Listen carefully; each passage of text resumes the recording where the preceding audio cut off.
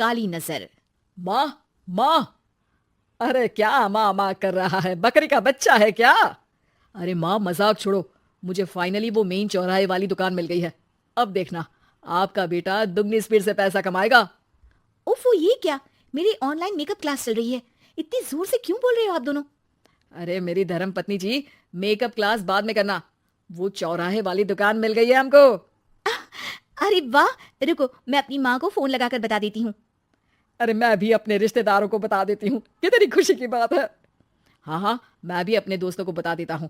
1 हफ्ते बाद रजिस्ट्री है। बस, घर में खुशी का मौका था। उन तीनों ने अपने अपने फोन उठाए और लोगों में बात फैलाना शुरू कर दिया। और रही सही कसर श्वेता बहू ने अपने पड़ोस में सबको बताकर कर दी।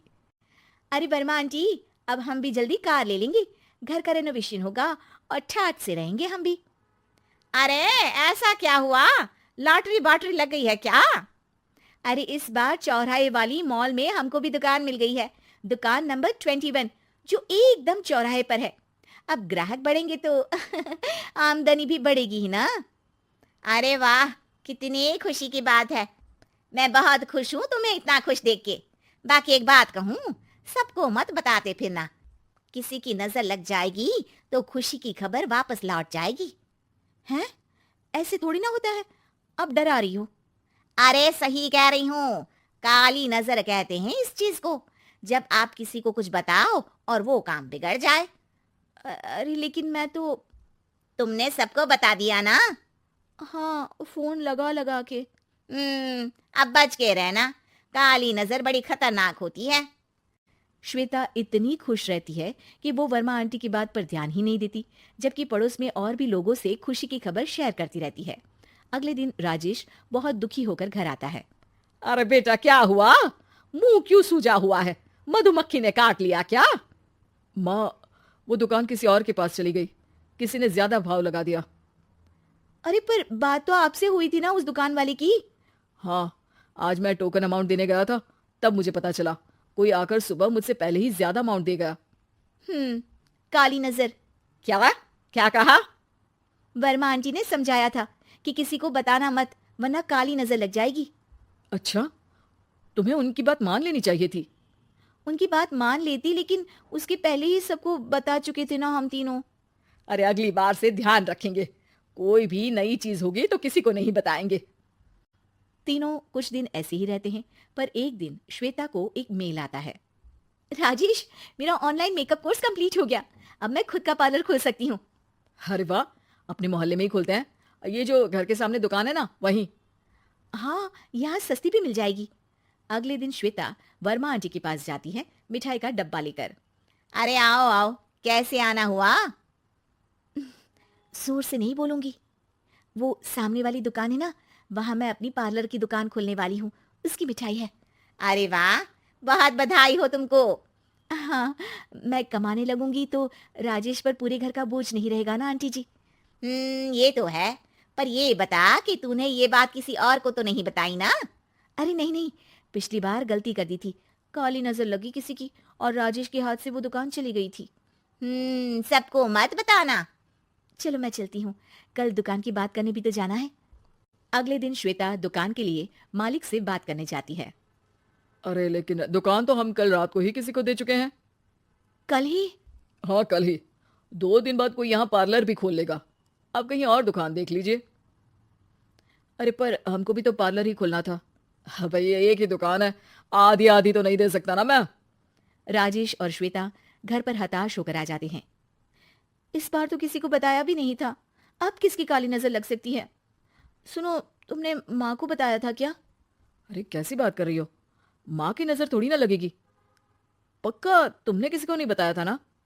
सिर्फ वर्मा आंटी को बताया था, उन्होंने ही मुझे किसी को नहीं बताने को कहा। अरे यार, तुम भी सही हो।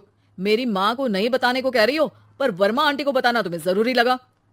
अरे वर्मा आंटी ने ही तो काली नजर के बारे में बताया था ना, वो हमेशा हमारा भला ही तो चाहती है। मेरी माँ भी हमारा भला ही चाहती है। अरे पर चिल्ला क्यों रहे हो? बात नहीं कर सकते क्या आराम से? नहीं आता आराम से बात करना, और करना भी नहीं चाहता हूं मैं। दुकान जाने का दुख गुस्से में बदल गया था और राजेश और श्वेता में बात बंद हो गई थी। 2 दिन बाद मोहल्ले में पार्लर का इनॉग्रेशन हुआ, जिसमें मोहल्ले के सभी लोगों को बुलाया गया, पर श्वेता, राजेश और माँ नहीं जाते। माँ, अंदर आ जाओ, क्या देख रही हो? अरे नया पार्लर देख रही हूँ अपने आंगन से।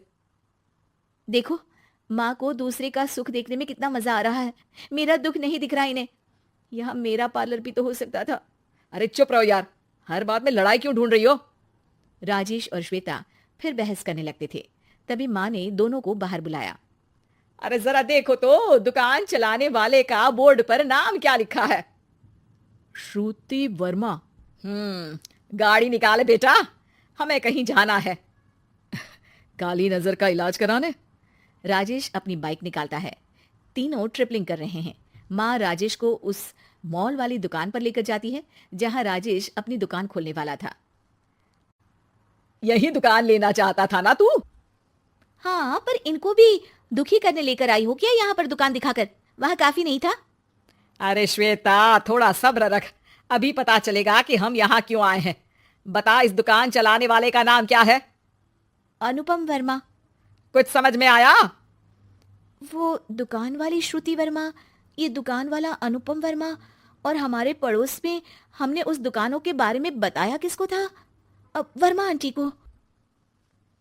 मतलब वर्मा आंटी ही हमारा काम बिगाड़ रही है?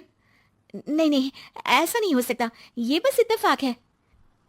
राजेश अपना फोन निकालता है और श्रुति वर्मा और अनुपम वर्मा के नाम फेसबुक पर सर्च करता है, जहां ये दोनों ही वर्मा आंटी के रिश्तेदार होते हैं। श्वेता को समझ में आ जाता है कि वर्मा आंटी की ही नजर काली नजर है। अब क्या करना है? कोई भी खुशी की खबर हो तो काली नजर से बचना है, यानी वर्मा आंटी से बचना है। अरे पर मुझे ये समझ में नहीं आया कि वो हमारे साथ ऐसा क्यों करेंगी? अरे बेटा, एक सीख है, दूर के आदमी को आपकी तरक्की से कम परेशानी होगी, पड़ोसी को ज्यादा।